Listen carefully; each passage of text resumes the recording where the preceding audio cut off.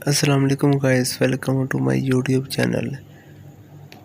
तो हम इस वीडियो में आज जानेंगे कि आप प्रिज्मा 3D को कैसे इस्तेमाल कर सकते हैं। प्रिज्मा 3D एक ऐसा ऐप है जिसकी मदद से हम किसी पर्सन की एनिमेशन कर सकते हैं, चाहे वो एनिमल हो या कोई शख्स हो। इसकी मदद से हम ग्राफिक कर सकते हैं, कोई घर क्रिएट करना हो, कोई दरख्त बनाना हो या कोई और एनिमेशन करनी हो, तो ये सब हम इस ऐप की मदद से कर सकते हैं। तो हम आज आपको बताएंगे कि इसमें कितने फंक्शन हैं, हम इसको कैसे इस्तेमाल कर सकते हैं। ये सब जानने के लिए हमारी वीडियो को आखिर तक ज़रूर देखिए। तो आइए शुरू करते हैं। तो हमें पहले प्रिज्मा 3D को डाउनलोड करना होगा। तो इसके लिए हम प्ले स्टोर पर जाते हैं, प्ले स्टोर को ओपन करते हैं और यहाँ पर लिखते हैं प्रिज्मा 3D। प्रिज्मा 3D लिखने पर आपको इस तरह की एप्लीकेशनें नज़र आएगी। यहाँ पर जो दूसरी एप्लीकेशन है उसको हम डाउनलोड कर लेंगे, क्योंकि मैंने इसे पहले ही डाउनलोड कर लिया है। तो अब हम इसे ओपन करते हैं। जब आप इसे ओपन करेंगे तो आपको इस तरह का एक इंटरफेस नज़र आएगा। यहाँ पर आप देख सकते हैं कि सेंटर पर 3 लाइनें हैं और जिनको हम XYZ कहते हैं। इनकी मदद से हम अपने ऑब्जेक्ट को मुख्तलिफ जगह पर मूव करा सकते हैं। X की जानब मूव करा सकते हैं, Y की जानब, Z की जानब। अगर आप इस सरफेस के एक कोने की तरफ देखें तो यहाँ पर नीचे 3 आइकन और ऊपर एक क्यूब नज़र आता है। तो हम यहाँ पर पहले क्यूब के बारे में जानेंगे। तो इसके लिए क्यूब को ओपन करते हैं। जब आप क्यूब को ओपन करेंगे तो यहाँ पर आपको काफ़ी ज़्यादा ऑब्जेक्ट नज़र आएंगे। तो हम इन ऑब्जेक्ट को एक एक करके लेते हैं और इनके बारे में जानते हैं। तो सबसे पहले हम क्यूब लेंगे। क्यूब की मदद से हम कोई भी घर बना सकते हैं या इससे कोई भी दीवार क्रिएट कर सकते हैं। इसके बाद हम एक सफ़ेद लेते हैं। इसकी मदद से हम किसी ज़मीन का नक्शा बना सकते हैं या फिर कोई गोल चीज़ बनाने के लिए हम इसे इस्तेमाल कर सकते हैं। इसी तरह आगे एक सिलेंडर है जिससे हम कोई गोल और लंबी चीज़ बनाने के लिए इस्तेमाल करेंगे। इसी तरह हम प्लेन का इस्तेमाल किसी ग्राउंड या फिर कोई रोड बनाने के लिए इस्तेमाल करेंगे। यहाँ पर पिरामिड भी है, ये भी काफ़ी जगह पर इस्तेमाल होती है। इसके बाद जो आगे है वो है टेक्स्ट का ऑप्शन। इसके बारे में तो आप जानते हैं कि जब हम किसी चीज़ के बारे में बताना हो तो वहाँ पर टेक्स्ट लिख देते हैं। जैसा कि किसी चीज़ के इंटरव्यू के बारे में, जैसे कि रेस्टोरेंट। आगे जो ऑप्शन आता है वो है मोर का ऑप्शन, और मोर का इस्तेमाल उस वक्त होगा जब आपके पास कोई इंटरनेट कनेक्शन होगा। जब आप मोर को ओपन करेंगे तो आपको इस तरह के काफ़ी ऑब्जेक्ट नज़र आएंगे। इनको हम डाउनलोड करके इस्तेमाल करेंगे। स्क्रीन को थोड़ा स्क्रॉल करते हैं तो आप देख सकते हैं कि नीचे भी थोड़े से ऑब्जेक्ट दिए गए हैं। इनमें से हम एक को डाउनलोड कर लेते हैं। जैसा कि हमने एक कार डाउनलोड की है। इस तरह की कारें अक्सर कार्टून में इस्तेमाल होती है। जैसा कि आप देख सकते हैं हमने क्यूब के बारे में काफ़ी कुछ जान लिया है। अब हम क्यूब के नीचे दिए गए ऑप्शन के बारे में जानेंगे कि हम इनको कैसे इस्तेमाल कर सकते हैं, इनका इस्तेमाल कैसे किया जाता है। तो हम इन तमाम ऑब्जेक्ट को वापस डिलीट कर देते हैं और एक क्यूब ले लेते हैं। क्यूब लेने के बाद अब हम इन 2 एरर के बारे में जानेंगे कि ये क्यों दिए गए हैं, इनका इस्तेमाल कहाँ किया जाता है। जब आप इन 2 एरर पर क्लिक करेंगे तो क्यूब पर 3 एरर नज़र आएंगे। रेड एरो की मदद से हम क्यूब को रेड की जानब और अपोजिट मूव करा सकते हैं, जबकि ब्लू की मदद से ब्लू जानब और अपोजिट, जबकि ग्रीन की मदद से ग्रीन की जानब और अपोजिट मूव करा सकते हैं। जबकि जो दूसरा गोल एरो का ऑप्शन दिया गया है, इसकी मदद से हम क्यूब को रोटेट कर सकते हैं किसी भी एंगल में। जबकि क्यूब पर 3 लाइनें हैं तो हम क्यूब को तीनों लाइनों की डायरेक्शन में मूव करा सकते हैं। अब जो आगे ऑप्शन है, इसका इस्तेमाल हम क्यूब के साइज को बढ़ाने के लिए इस्तेमाल कर सकते हैं। जब हम रेड को बाहर की जानब खींचेंगे तो क्यूब की चौड़ाई बढ़ेगी, जबकि हम ग्रीन को अंदर की जानब करते हैं तो इसकी चौड़ाई कम होती है। जबकि ब्लू को बाहर की जानब खींचकर हम इसको एक ग्राउंड बना लेते हैं। जैसा कि अब आप इस ऑप्शन के बारे में जान चुके हैं कि इसकी मदद से हम क्यूब की लंबाई, चौड़ाई और विड्थ को बढ़ा सकते हैं। अब मेरा ख्याल है कि आप नीचे दिए गए इन 3 पॉइंट और ऊपर क्यूब के बारे में अच्छी तरह जान चुके होंगे कि ये नीचे पॉइंट किसी की डायरेक्शन, शेप या साइज़ को बढ़ाने के लिए इस्तेमाल किए जाते हैं, जबकि क्यूब कोई भी ऑब्जेक्ट लेने के लिए या किसी घर की तमीर के लिए इस्तेमाल कर सकते हैं। अब हम एक क्यूब ले लेते हैं और इस मटेरियल के बारे में जानते हैं कि ये क्यों दिया गया है, इसका क्या काम है, इसको हम कैसे इस्तेमाल कर सकते हैं। जब आप मटेरियल पर क्लिक करेंगे तो आपको ये 4 ऑप्शन नज़र आएंगे। इनमें पहला कलर, दूसरा है टेक्सचर, तीसरा है रिफ्लेक्शन और चौथा है ट्रांसपेरेंटी। तो सबसे पहले हम कलर के बारे में जानते हैं। कलर, जब आप कलर पर क्लिक करेंगे तो आपको मुख्तलिफ कलर नज़र आएंगे। आप इनमें से कोई भी कलर अपने ऑब्जेक्ट या क्यूब या किसी भी चीज़ पर इस्तेमाल कर सकते हैं। यहाँ पर तो आप सिंपल यही कलर इस्तेमाल कर सकते हैं, लेकिन जब आप इस एरो पर क्लिक करेंगे तो आपको इस तरह का भी एक इंटरफेस नज़र आएगा। ये ऊपर दिए गए बॉक्स की मदद से आप कलर को हल्का या तेज करने के लिए इस्तेमाल कर सकते हैं, जबकि जो नीचे मुख्तलिफ कलर की लाइन दी गई है इसकी मदद से आप कलर को मुख्तलिफ रंग का कर सकते हैं। अब मेरा ख्याल है कि आपको कलर ऐड करना और इसको चेंज करना आ गया होगा। अब हम बात करते हैं टेक्सचर के बारे में कि टेक्सचर आपने कहाँ से लेना है, इसको कैसे इस्तेमाल करना है, इसका क्या फ़ायदा है।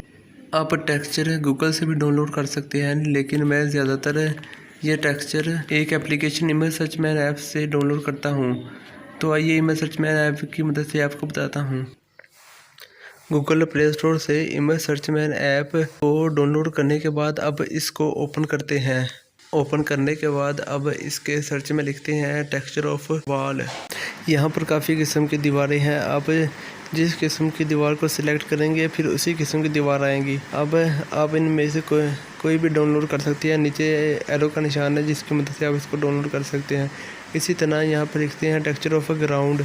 जब आप ग्राउंड लिखेंगे तो यहाँ पर काफ़ी तरह के ग्राउंड आएंगे और आप लिखते हैं ग्रीन ग्राउंड। यहाँ पर ग्रीन ग्राउंड भी काफ़ी तरह के आए हैं जो कि आप कार्टून बनाना चाहे तो उनमें इस्तेमाल कर सकते हैं या किसी बैकग्राउंड में इस्तेमाल कर सकते हैं। इसी तरह आप विंडो देखें, जब आप कोई घर बनाना चाहेंगे तो उनमें विंडो लगाने के लिए आप यहाँ से डाउनलोड कर सकते हैं। या फिर कोई दरवाज़ा, घर का दरवाज़ा बनाना है, जब आपको घर के दरवाजे की ज़रूरत हो ये भी यहाँ से डाउनलोड कर सकते हैं। इसी तरह आप इस image search man app application से काफ़ी चीज़ें डाउनलोड कर सकते हैं जो आपको चाहिए। अब वापस प्रिज्मा 3D में चलते हैं। अब हम यहाँ पर एक टेक्सचर इस्तेमाल करेंगे। पहले इसको एक दीवार की शक्ल दे देते हैं। जैसा कि अब इसकी एक दीवार की तरह बन गया है। मटेरियल पर टेक्सचर के बटन को दबाते हैं और प्लस पर क्लिक करेंगे तो गैलरी का ऑप्शन आएगा जिसकी मदद से हम अपनी गैलरी में पहुँच जाएंगे। यहाँ से जो दीवार का टेक्सचर डाउनलोड किया था इसको इस पर क्लिक कर देंगे। इस तरह हमारा टेक्सचर ऐड हो जाएगा। अब आपको टेक्सचर ऐड करना आ गया होगा। अब आपको पता चल गया कि टेक्सचर आपने कहाँ से लेना है और इसको कैसे इस्तेमाल करना है। अब जो प्लस के साथ जो माइनस का ऑप्शन है इसकी मदद से हम इस टेक्सचर को गायब कर सकते हैं, इस टेक्सचर को मिटा सकते हैं। अब हम जानेंगे रिफ्लेक्शन के बारे में। वो एक दीवार की शक्ल का बना देते हैं। दीवार बनाने के बाद अब इसमें रेड कलर ऐड कर देते हैं। रिफ्लेक्शन का मतलब होता है कि ये ग्लास की तरह दिखे। यहाँ पर आपको जितने डॉट नज़र आ रहे हैं ये इस दीवार की रिफ्लेक्शन है। आप जितने डॉट आगे लेकर जाओगे इस दीवार की उतनी ही रिफ्लेक्शन बढ़ती जाएगी। अब आप देख सकते हैं कि इसकी रिफ्लेक्शन के साथ साथ इसका कलर भी चेंज होता जा रहा है, क्योंकि रिफ्लेक्शन में उसका कलर भी चेंज होता है। इसी तरह आप इसकी रिफ्लेक्शन भी बढ़ा सकते हैं। अब हम जानेंगे ट्रांसपेरेंसी। इसकी मदद से हम एक शीशा बनाने के लिए इसको इस्तेमाल कर सकते हैं। आप जितनी इसकी ट्रांसपेरेंसी कम करेंगे ये उतना ही शीशा बनता जाएगा। आप देख सकते हैं कि जैसे इसकी ट्रांसपेरेंसी कम हो रही है ये शीशे की तरह बन रहा है। हम एक क्यूब लेकर आपको समझाते हैं। हम जब एक क्यूब लेते हैं और इसको दीवार की दूसरी तरफ ले जाते हैं तो आप देख सकते हैं कि क्यूब आसानी से हमें नज़र आ रहा है, क्योंकि अब ये एक शीशा बन गया है। अब हम इस शीशे का कलर चेंज करते हैं। आप देख सकते हैं कि ब्लैक कलर करने से अब ये गाड़ियों का शीशा लग रहा है, जो कि हम गाड़ियों में भी इस्तेमाल कर सकते हैं। इस तरह आप इसकी मदद से कोई भी शीशा बना सकते हैं। आप जितनी इसकी फ्रीक्वेंसी कम करेंगे ये उतना ही ज़्यादा नज़र आएगा। जैसा कि आप मटेरियल के बारे में जान चुके हैं कि कलर को कैसे चेंज करना है, कलर कैसे लगाना है, टेक्सचर कहाँ से डाउनलोड करना है और इसको कैसे इस्तेमाल करना है। रिफ्लेक्शन है जो कि ग्लास की तरह इस्तेमाल होता है, इसको कैसे इस्तेमाल करना है। और ट्रांसपेरेंसी जिसकी मदद से हम कोई भी शीशा बना सकते हैं। जैसा कि हमारा मटेरियल मुकम्मल हो चुका है, अब हम जाने के ये नीचे क्यूब क्यों दिए गए हैं, इनका इस्तेमाल कैसे करना है और कहाँ करना है। जैसा कि आप देख रहे हैं नीचे 4 क्यूब दिए गए हैं। तो अब हम पहले क्यूब के बारे में जानते हैं कि ये क्या है। क्योंकि पहले क्यूब का इस्तेमाल हम उस वक्त करेंगे जब हम दूसरे क्यूब को इस्तेमाल कर रहे होंगे, तब हमें पूरे ऑब्जेक्ट को मूव कराने के लिए पहले क्यूब को इस्तेमाल करना होगा। इसलिए जो पहला क्यूब है इसकी मदद से हम सिंपल इस क्यूब को सिर्फ मूव ही करवा सकते हैं, या फिर जो ऊपर 3 आइकन दिए गए हैं इनका सिर्फ इस्तेमाल ही कर सकते हैं इस क्यूब की मदद से। अब बात करते हैं दूसरे क्यूब के बारे में। ये जो दूसरा क्यूब है इसकी मदद से हम इस क्यूब की एक साइड को सिलेक्ट करेंगे और सिर्फ उसी साइड को ही मूव करा सकते हैं। आप देख सकते हैं जैसे ही हमने क्यूब की एक साइड को सिलेक्ट किया, ये तीनों एरर एक तरफ आ गए हैं। अब हम इसी साइड को मूव करा सकते हैं जिसकी तरफ ये तीनों एरर है, तो हम इसको सही डायरेक्शन में ले आते हैं। तो अब हम एरर को आगे खींचते हैं तो ये सिर्फ यही साइड मूव हो रही है। जैसे हम एरो को आगे खींचते हैं तो ये साइड आगे जाती है, पीछे करते हैं तो ये साइड पीछे जाती है। एरो को हम जिस साइड की तरफ मूव करेंगे ये क्यूब उसी तरफ मूव होगा। जैसा कि आपको पता चल गया होगा कि हम दूसरे ऑप्शन की मदद से क्यूब की एक ही साइड को सिर्फ मूव करा सकते हैं। अब हम तीसरे क्यूब के बारे में बात करेंगे। इस ऑप्शन की मदद से हम क्यूब के सिर्फ एक कोने वाली साइड को ही मूव करा सकते हैं, जबकि जो चौथा क्यूब है इसकी मदद से हम क्यूब के सिर्फ एक नुक्कड़ को मूव कराएंगे।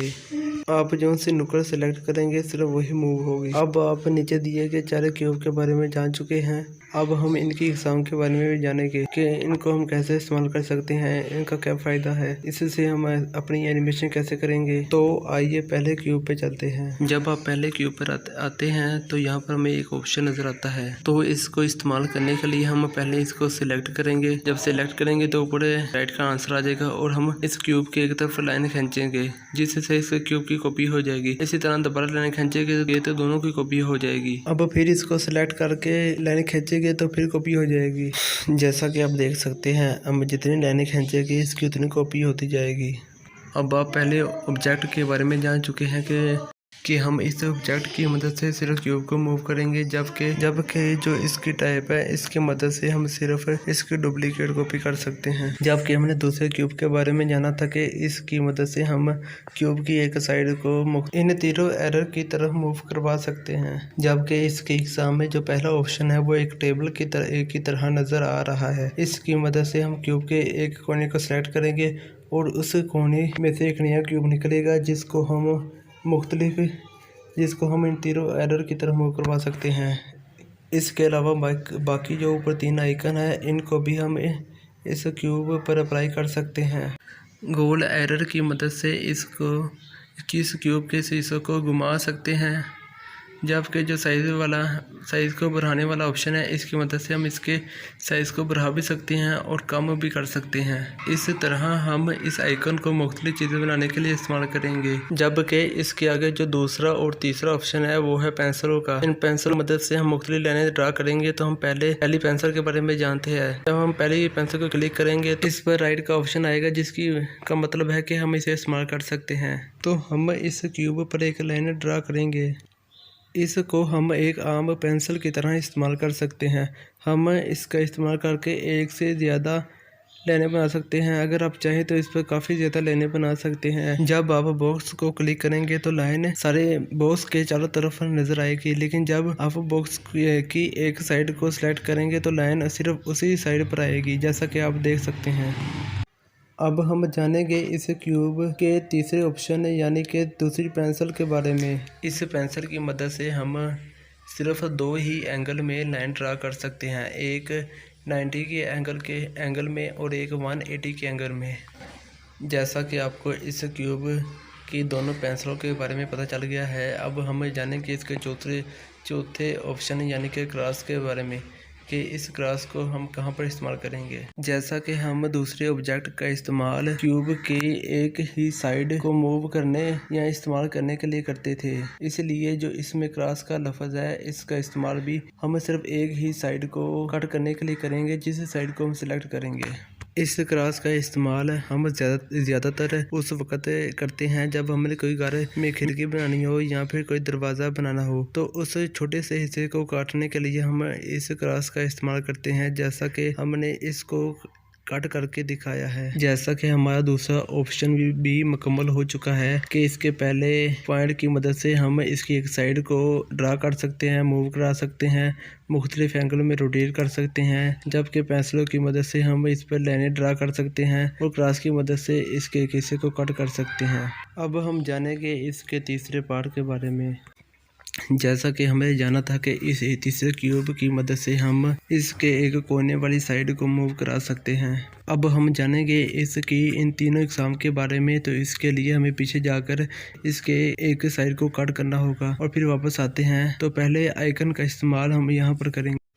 तो हम इस आइकन का इस्तेमाल इसकी इस खाली जगह को पूर्ण करने के लिए करेंगे। तो इसके लिए हमें इस क्यूब की कोई दो आमने सामने वाली साइडों को सिलेक्ट करेंगे और पहले आइकन को दबा देंगे। इस तरह हमारी ये खाली जगह वापस आ जाएगी। तो इस तरह आपको पता चल गया होगा कि अगर हमारे पास 4 कोने हैं और इसकी अंदर वाली जगह नहीं है तो हम पहले आइकन का इस्तेमाल इसकी खाली जगह को फिल करने के लिए करेंगे। जबकि जो दूसरा ऑप्शन है इसका इस्तेमाल अगर आपके पास 6 कोनों वाला क्यूब है और उसके सेंटर वाली जगह नहीं है तो को फिल करने के लिए करेंगे। तो हम पहले इस क्यूब को 6 कोनों वाला बना लेते हैं। इसके लिए हम पीछे जाते हैं और पेंसिल की मदद से इसकी एक साइड पर लाइन लगाते हैं। अब इस बॉक्स की बड़ी साइड को थोड़ा कम कर लेते हैं और इसी तरह अब दूसरी साइड भी थोड़ी सी कम कर लेते हैं। अब आप देख सकते हैं कि ऊपर 6 कोने बन गए हैं। पहले हम इसके दोनों साइड को एक एक करके कट करते हैं। अब तीसरे क्यूब के दूसरे ऑप्शन की मदद से इसकी एक साइड को सिलेक्ट करेंगे और फिर दूसरे ऑप्शन को दबा देंगे। इस तरह हमारी ये खाली जगह फिक्स हो जाएगी और अब इसकी एक ही साइड ऊपर बन चुकी है। अब आपको इन दोनों ऑप्शन के बारे में पता चल गया होगा। जबकि इसमें जो क्रॉस का लफ्ज़ है इसका मतलब है कि एक कोने को कट करेगा, जबकि एक कोने में 2 साइडें आती हैं। आप जो सा भी कोना सिलेक्ट करेंगे उसकी 2 साइड आएगी और वो दोनों साइड कट हो जाएगी। जबकि जो पिछले क्यूब पर जो क्रॉस था वो सिर्फ एक साइड के लिए था और ये क्रॉस एक कोने के लिए है। कोने पर हमेशा 2 ही जगह आती है। जैसा कि हमने एक एक करके इन तीनों क्यूब के बारे में जान लिया है, अब हम जानेंगे चौथे क्यूब के बारे में कि ये कहाँ इस्तेमाल होता है। आप देख सकते हैं कि इसमें सिर्फ एक क्रॉस का लफ्ज़ है, क्योंकि ये क्यूब सिर्फ एक कोने को मूव करने के लिए इस्तेमाल किया जाता था। जब हम इसमें क्रॉस का बटन इस्तेमाल करेंगे तो इस कोने में जितनी भी साइड आएगी वो सारी साइड कट हो जाएगी। इस तरह आपके पास सिर्फ 3 साइड रह जाएंगी। अब हम जानेंगे कि ये नीचे जो 6 ऑप्शन दिए गए हैं ये क्यों दिए गए हैं, इनका इस्तेमाल क्या है, इनको कैसे इस्तेमाल करते हैं। तो सबसे पहले हाइड का बटन दिया गया है। हाइड का ऑप्शन उस वक्त इस्तेमाल होगा जब आपके पास कोई 2 प्रोजेक्ट है और आप उनमें से कोई इसी एक को डिलीट नहीं करना चाहते, तो आप उनमें से एक को किसी सेफ जगह पर भेजने के लिए उसको हाइड कर देंगे। तो इसके लिए हाइड का बटन दबाएंगे तो वो गायब हो जाएगा, लेकिन इसका लिंक ऊपर नज़र आएगा। लेकिन जब आप दोबारा हाइड को दबाएंगे तो वो वापस आ जाएगा। अब दूसरा ऑप्शन है नेम का। आप नेम की मदद से इस क्यूब का नाम चेंज कर सकते हैं। जैसे जब आपके पास कोई 2 प्रोजेक्ट हो और आपको इन दोनों को पहचानने में परेशानी महसूस हो रही हो तो आप इनमें से एक का नाम चेंज कर सकते हैं या फिर आप दोनों का नाम चेंज कर सकते हैं। इसी तरह तीसरा जो ऑप्शन है वो है कॉपी का। आप इसकी मदद से किसी क्यूब की कॉपी कर सकते हैं या फिर इसी तरह आप अगर 3-4 क्यूब इकट्ठे हैं उनको इकट्ठे सेलेक्ट करके उनकी भी आप कॉपी कर सकते हैं। इस तरह जो आगे जो ऑप्शन है वो है ग्रुप का। अगर फ़र्ज़ करो आपके पास कोई 2 क्यूब है और आप इन दोनों को इकट्ठा मूव कराना चाहते हैं तो आप इन दोनों को डबल क्लिक करके सिलेक्ट कर ले और ग्रुप पर नप दे। इस तरह वो दोनों एक ग्रुप बन जाएंगे। अब वो दोनों एक जिस्म बन गए हैं। अब आप इन दोनों को इकट्ठा मूव करवा सकते हैं। अब आगे जो ऑप्शन आता है वो है सेंटर का। सेंटर का इस्तेमाल ज़्यादातर उस वक्त होता है जब आपने कोई बड़ी चीज़ क्रिएट करनी हो, जैसे आपने कोई विलेज बनाना हो या कोई बिग सिटी बनाना हो, तब आपको सेंटर तलाश करने में परेशानी होती है। तब आप सेंटर के ऑप्शन पर क्लिक करेंगे तो आप सेंटर वाली जगह पर पहुंच जाएंगे। इस तरह आपको सेंटर वाली जगह तलाश करने में आसानी होगी, क्योंकि जब आपने कोई नया क्यूब लेना हो, नया ऑब्जेक्ट लेना हो या फिर कोई चीज़ इंपोर्ट करनी हो तो वो और हमेशा सेंटर वाली जगह पर आते हैं। इस तरह आप सेंटर को आसानी से तलाश कर सकेंगे।